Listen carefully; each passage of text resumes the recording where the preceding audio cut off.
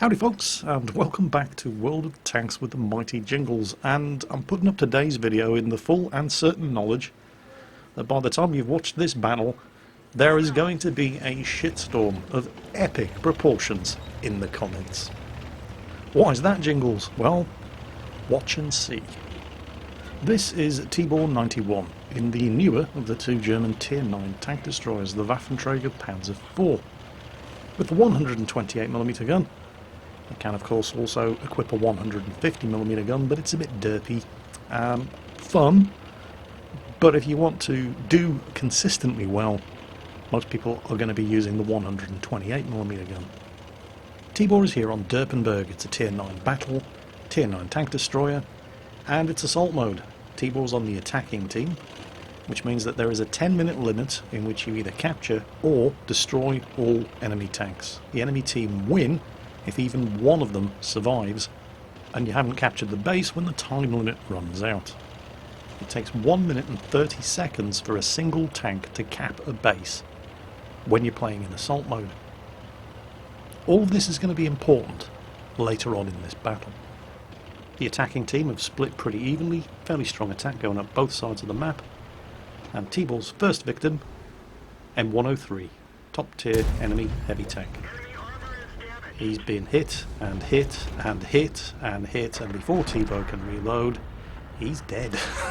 So, top tier heavy, very probably 0 damage done, dead. Good start. In fact, spoiler alert, I've just checked the post-battle results, and the M103 did in fact drive 400 meters, fire his gun once, didn't hit anything, and died. So that's probably not a replay that guy's going to be saving. T-29 over there did put a shot in Tibor's direction. His return fire at the T-29 missed.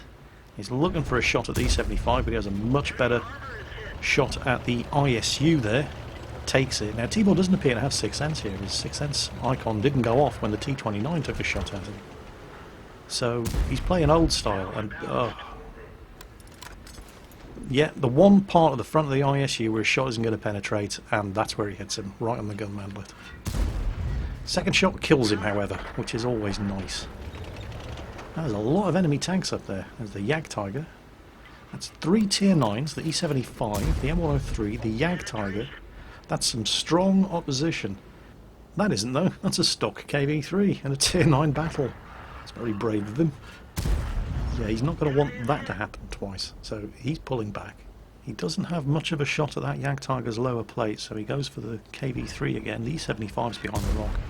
Hits the KV-3, farming the damage. Unfortunately, the remaining friendly tanks up there are not having a very good go of it. Potential side shot there on the E-75, but the shot just drops at the last second, goes into the ground. Two friendlies up. Oh, he's hit again. He has to pull back, and the IS-3, who was all alone up there, is about to die very, very quickly. There, he's done. And that means Tibor is now the first and last line of defence on the western end of the Derpenberg map. Tibor takes a parting shot at the IS. He does actually hit him there. Tibor does a grand total of 1,034 damage to that IS. Again, because I cheated and looked at the post-battle results. Normally, you'd be running away at this point. And in fact, the friendly artillery, the S-51 back there, is already convinced he's dead, but Tibor doesn't do that. A lot of those enemy tanks are on low health, they're one-shot kills. So he's playing a risky game here, but potentially the rewards are great. And there's the IS. First shot definitely went in. Unfortunately, there's also a full health Carnarvon there, and the Carnarvon's 20-pounder gun has a ferocious rate of fire. You don't want to be getting into a damage trade with one of those things, not with half health. You'll do a lot of damage to him, but you'll probably die. So instead, he puts the builder between himself and the Carnarvon and looks for something on low health. Ooh, E-75, lower glacis, nice. T-29, caught him on the reload. T-29 comes out. And then the T-29 appears to realise that he can't kill him in one shot, so instead he goes around. Okay. E-75 is definitely AFK, so Tibor farms a little bit more damage on him, checks to see what the T-29's doing, finishes off the E-75. If that T-29 had been in a medium tank, and I suspect the T-29 might be a medium tank driver on a day off, this would probably have worked, but he's not on a medium, so it doesn't work. and T-Ball kills him. And if that Carnarvon had stayed with the E75 and the T-29, T-Ball would be dead. But the Carnarvon has headed back to defend the cap.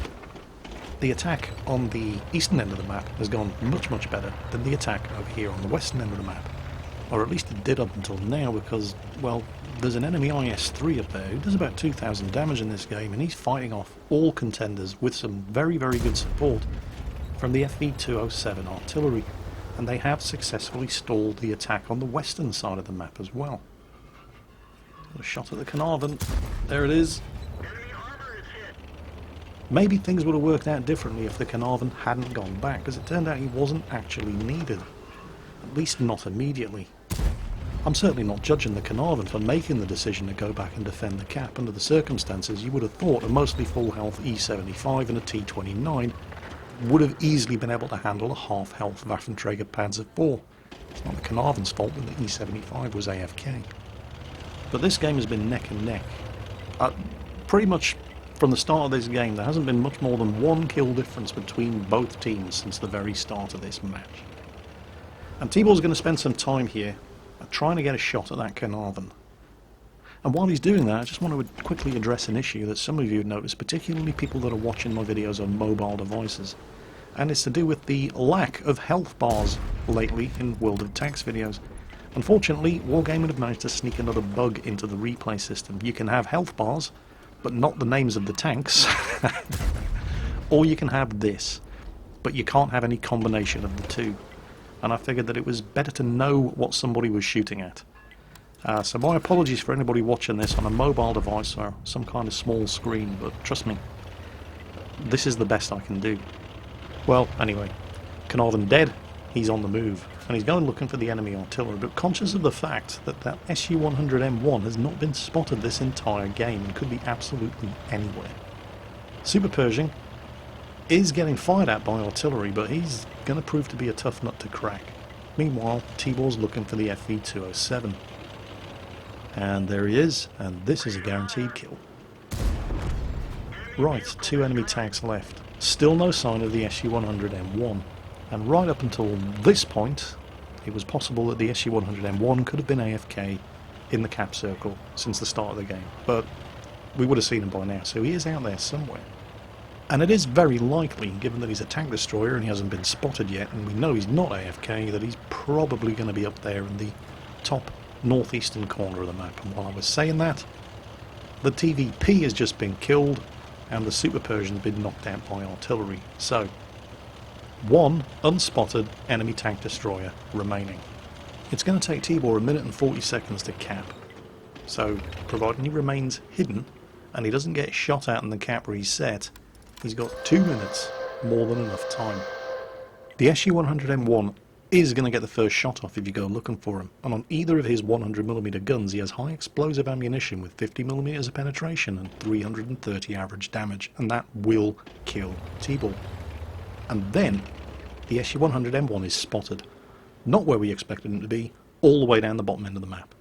And that's fine, because to get up here and reset he's going to have to kill artillery, and he's not going to make it in time, so all T-Ball has to do is stay in the cap circle. And I said, T-Ball, all you have to do is stay in the cap circle and it's a guaranteed win. T-Ball, what are you doing? He's going for the kill.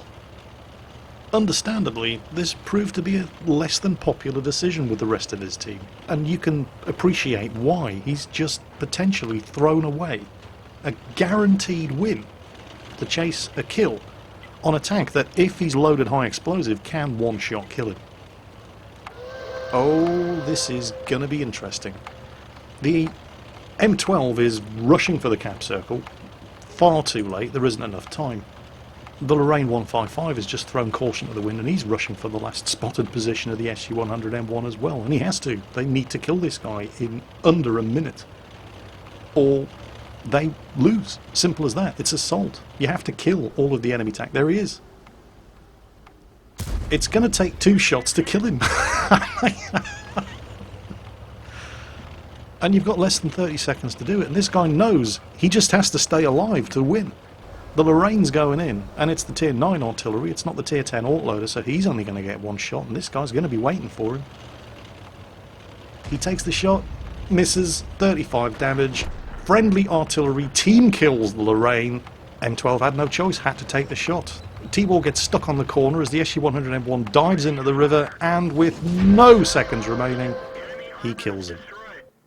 So, ladies and gentlemen, boys and girls, your opinions please in the comments. This is the no-cap kill-all mentality at work. I realise that, I mean, this replay puts me in a very tricky situation because I have popularised the phrase, if it's stupid but it works, it isn't stupid. And in the light of this particular replay, I'm finding it increasingly difficult to justify that statement. It worked. It definitely worked. He killed the last tank and won the game in the last second of the match, but it cost him a teammate. And some friendly fire points in the pocket of the M12, who was forced to take the shot. I mean, he had no choice, and ended up team killing the Lorraine. So I'm interested in knowing what you guys think of T-Ball's performance in this match. I mean, he did well. You cannot argue that he did well. Look at this, over 8,000 damage, a whole bunch of kills, easily the best player on his team. And yet at the same time, was it really worth the risk? It was a win either way. So, yeah, I'm looking forward to seeing the comments section on this video. Anyway, that's something for you guys to think about and almost certainly argue over in the comments. But that is it for today. I hope you have been entertained and stimulated by today's video. And as always, take care, and I'll catch you next time.